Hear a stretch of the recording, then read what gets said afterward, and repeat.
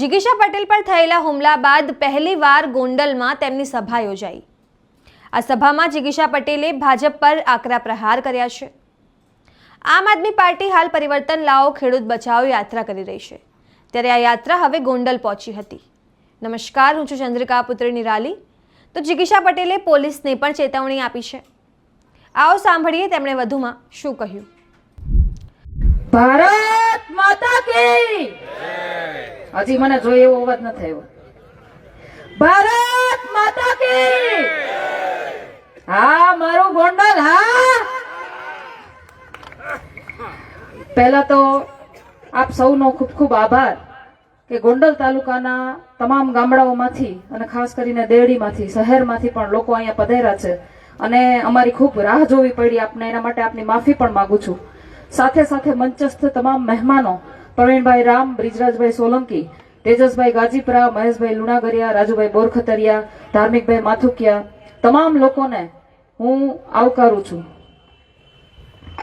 સાથે સાથે મારે વાત કરવી છે કે આજે પ્રવીણભાઈ રામ ને એ લોકો છે એ છેક સોમનાથ થી લઈને ગાંધીનગર સુધી પરિવર્તન લાવો કિસાન બચાવો યાત્રા માટે નીકળ્યા છે। સોમનાથ થી લઈને ગાંધીનગર સુધીના તમામ ગામડાઓની વચ્ચે જઈ ખેડૂતોની પીડા સાંભળીને ગાંધીનગર વિધાનસભામાં ઠાલવવા જવાના છે। એ કોના માટે નીકળ્યા છે? આપણા સૌ માટે નીકળ્યા છે। અને મારે પેલા તો તમને પૂછવું છે, અમારા ગોંડલ તાલુકાના રોડ રસ્તા કેવા લાગ્યા? રોડ રસ્તાની હાલત ગોંડલ તાલુકાની અંદર એટલી ખરાબ છે। હું ગામડે ગામડે ફરું છું, મને ગામડે ગામડેથી લોકો ફોન કરીને હવે તો બોલાવે છે કે બેન તમે અમારા ગામમાં આવો, અમારા ગામના રોડની પરિસ્થિતિ વર્ણવો, એનો એક વિડીયો બનાવો। તમારા વિડીયો બનાવવાથી અહીંયા છે ને કે ભાજપ વાળા કે ધૂળતા થઈ જાય છે ને? કોનો થઈ ગયો ચાલુ? ઓકે, કામ થાય છે ને આમ આદમી પાર્ટી થી? તો વાંધો નહીં, તો અમે જે મહેનત કરીએ છીએ ને રાત દી સફળ થઈ એવું માનીએ અમે, બરાબર ને? હજી ક્યાંય જરૂર પડે તો નાદ કરજો અમને, અમે ગમે ત્યારે તમે કહેશો ત્યારે ને તમે ગમે જ્યાં કહેશો ત્યાં હાજર રહીશું, તમારી પીડામાં હાજર રહીશું।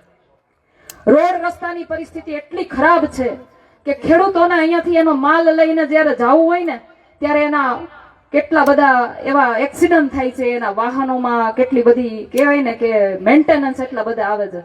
અહીંયા એક નવી ગાડી લ્યો ને તો એ કે 1.5-2 વર્ષ થાય ને તો ખખડી ગઈ હોય। અમારે ફાયદો ઈ છે કે દર 2 વર્ષે નવી ગાડી આવે ને પછી ભલે લોન ના આપતા ભરવા પડે છે ને એવી હાલત।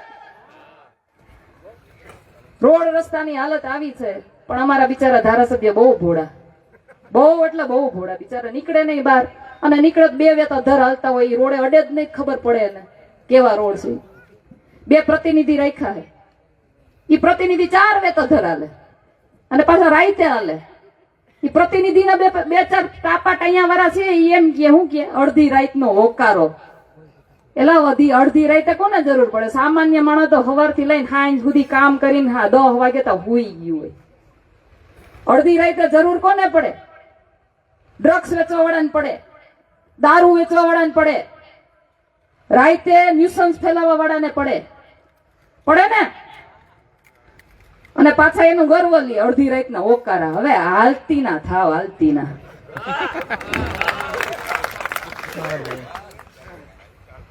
નાગરિક નગરપાલિકામાંથી ઘણા બધા મુદ્દાઓ અમારા એવા ઉઠે, કચરાના ઢગલા, તમે જ્યાં જોવો ત્યાં કચરાના ઢગલા। ભગવતસિંહજીનું ગોકુળિયું ગોંડલને તો હાવ કહેવાય ને કે એટલી હદે ગંદકીમાં પરિવર્તિત કરી દીધું છે। અમે હમણાં તમે મારો એક વિડીયો જોયો હશે કે આપણે ભગવતસિંહજીની અંતિમ યાદી એટલે કે એનું જ્યાં એમની અંતિમ વિધિ થઈ હતી એ સ્મશાનની સામેની સાઈડ જે ગંદકીનો ઢગલો હતો, સાચું કેજો આ ભગવતસિંહજી મહારાજનું માન જળવાયું કહેવાય? હે, ભાજપ વાળા દર વખતે એનો જન્મદિવસ આવે એટલે હાર તોરા કરીને દેખાડો કરે કે અમે ભગવતસિંહજી મહારાજને માન સન્માન આપીએ છીએ, પણ હકીકતમાં માન સન્માન આપ્યું કહેવાય? એની અંતિમ યાદીની સામે આટલો કચરાનો ઢગલો 4 દીમાં ઉપાડી લીધો। કેટલા? 4 દીમાં। ખાલી બોલવું પડે। કચરાનો કોન્ટ્રાક્ટ 42 લાખ રૂપિયા મહિને જાય છે, પણ એનો વપરાશ ક્યાંય જનતા માટે થતો નથી। આ ભારતીય જનતા પાર્ટીની જે ટોળકી છે ને એના ખીચામાં નાખે, ખબર છે ને બધાને? રોડ રસ્તા કેટલા બધા ખાઈ ગયા, આખા ગોંડલ તાલુકાના રોડ રસ્તા કાગળ ઉપર કેટલી વાર બની ગયા, પણ ક્યાં ગયા? ગટકી ગયા બધાય, આખા રોડ ખવાઈ ગયા. પણ અમારા ધારાસભ્ય બહુ ભોળા, બિચારા નીકળે તો ખબર પડે ને. હે જોયા છે કોઈ દી? ચૂંટણી ટાઈમ સિવાય જોયા છે? જોવા મળે ત્યારે ખબર પડે અમને કે હવે ચૂંટણી નજીક આવે છે ભાઈ.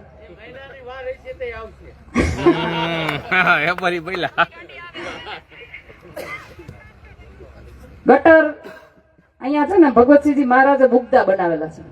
બુગદાની અંદર એટલી ગંદકી વાત જવા દો. કરોડો રૂપિયાના ખર્ચે અહીંયાની ભારતીય જનતા પાર્ટીએ અધિકારીઓ સાથે મળીને ગ્રાન્ટો ખર્ચી, ફિલ્ટર પ્લાન્ટો મૂક્યા, પરંતુ એકેય ચાલુ નથી. આ ગટરના તમામ પાણીઓ નદીમાં ભળે, કેમિકલ વાળા પાણીઓ નદીમાં ભળે, લાલ પાણી, કાળું પાણી, પીળું પાણી, લીલું પાણી.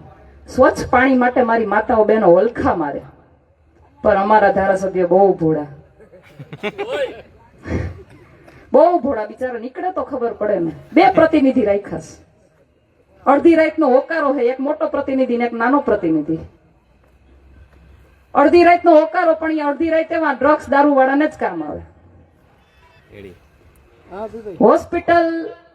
હોસ્પિટલની અંદર મને પોતાને અનુભવ થયો છે. હમણાં મારી ઉપર હુમલો થયો, હોસ્પિટલે ગઈ, સીટી સ્કેન નું મશીન નહીં, બોલો.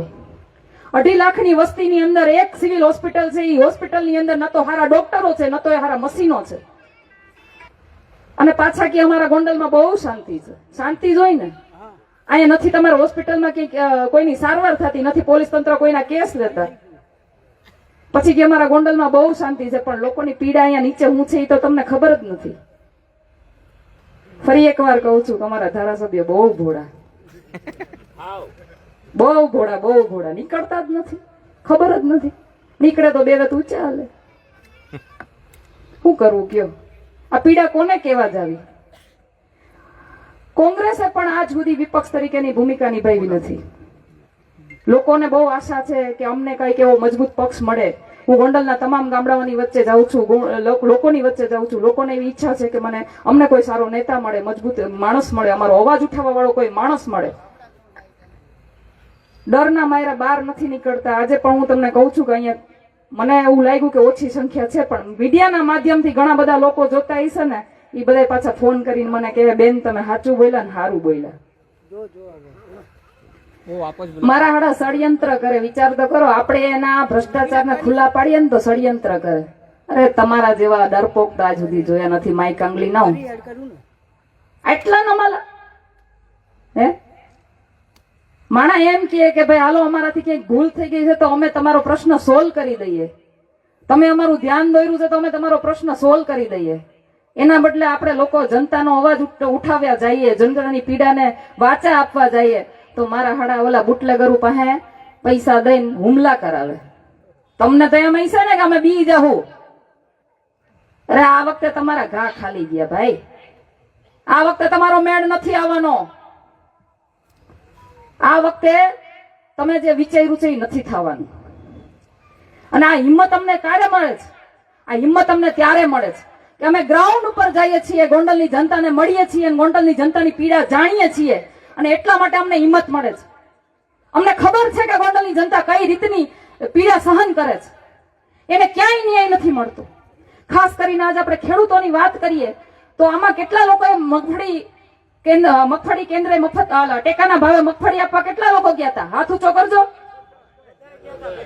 1.5 મણ મગફળી દઈ દીધી હે ને? મારે 2 મહિના પૈસા આવ્યા. 2 મહિને પૈસા આવ્યા. જો આ ભાઈ કહે છે. અરે મેં તો વાયા કર્યું હતું, ધારાસભ્ય સદસ્યભ્ય બસ પૈસા આવ્યા. અમરેલી જિલ્લામાં પૈસા આવ્યા. વીઘે 3520 રૂપિયા. કેટલી જમીન લીધી તમે બીજી? અરે આપડા સીસી માંડવી નાખી હતી ને એમાં 2 વીઘે સરકારે રાહત પેકેજ જાહેર કર્યું હતું. ગુજરાતની અંદર ઐતિહાસિક નિર્ણય લેવામાં આવ્યો છે. રાહત પેકેજ જાહેર કર્યું હતું. ઐતિહાસિક, પ્રથમ વખત ઐતિહાસિક નિર્ણય. એટલે પોતે સાબિત કરતા હતા કે અમે પહેલી વાર કઈક દીધું છે. હતું ને એવા પોસ્ટર જોયા છે ને બધાએ? એ શું કામ? કારણ કે આ નવજુવાનિયાઓ તમારા માટે લડવા ઉભા થયા છે. એને દબાણ કર્યું સરકાર ઉપર, એટલે ન છૂટકે સરકારને તમને એક પેકેજ આપવામાં આવ્યું. એ પણ સરકારે કેવું પેકેજ આપ્યું? વીઘે 3520 રૂપિયા. કોઈને બિયારણ ને ખાતર ના થયા છે? થયા છે કોઈને? મને તો એમ હતું કે મારા ગોંડલના ખેડૂતોએ વિચાર હવે ક્યાંક જમીનો ટેકવી છે. ખેડૂતો ફોર્મ ભરવા જાય તોય એની પાસેથી પૈસા લેવાના, ખેડૂતો મગફળી વેચવા જાય તો એની પાસેથી મગફળી લઈ લેવાની, ખેડૂતો ખાતર લેવા જાય તો બ્લેકમાં ખાતર મળે, ખેડૂતો જ્યાં જાય એની પાસે એના ઉપર કડદો કરવામાં આવે, ખેડૂતોને બધી જ રીતે લૂંટવામાં આવે, ગરીબ સામાન્ય લોકોને બધી જ રીતે કહેવાય ને કે એનું શોષણ કરવામાં આવે. પણ અમારા ધારાસભ્ય બહુ ભોળા, હોરા નથી, પૈસા બનાવે છે. બહુ ભોળા ભાઈ. નીકળે તો ખબર પડે ને 2 પ્રતિનિધિ રાખ્યા હે. અહીંયા અમારા પ્રતિનિધિ રાજ જ હાલે છે, હાલે છે ને, જ્યાં જોવો અહીંયા પ્રતિનિધિ રાજ જ હાલતું હોય. અડધી રાતનો ઓકારો ભાઈ, કઈ વાંધો નહીં, ધીમે ધીમે બધું ફરશે અને આ અડધી રાતના ઓકારા ગોઈતા નહીં જડે. અને આજે ને બધાને ઓલા ડ્રગ્સ ને દારૂ વેચવા વાળા ને એ બધાને કાઢવા માટે પેલા તો તમારે તમારા મત રૂપી પરિવર્તન લઈ આવવું પડશે. હું સમજુ છું કે તમને અમારી પાસે ખૂબ આશા છે, પણ એ આશાને જીવંત રાખવા માટે ક્યાંક ને ક્યાંક તમારે તમારી જવાબદારી નિભાવવી પડશે. આજ અમે તમારો અવાજ બની તમારી પીડાને વાચા આપી અને અમે અમારી જવાબદારી જેવી રીતે નિભાવીએ છીએ એવી જ રીતે તમારે મતરૂપી આશીર્વાદથી અમને આગળ કરી અમને સત્તામાં બેસાડી તમારી જવાબદારી તમારે નિભાવવી પડશે. તો જેમ તમે જિગીશા પટેલની વાત સાંભળી, તમે તેમની વાતથી કેટલા સહેમત છો, શું વિચારો છો, કમેન્ટ કરીને જણાવો.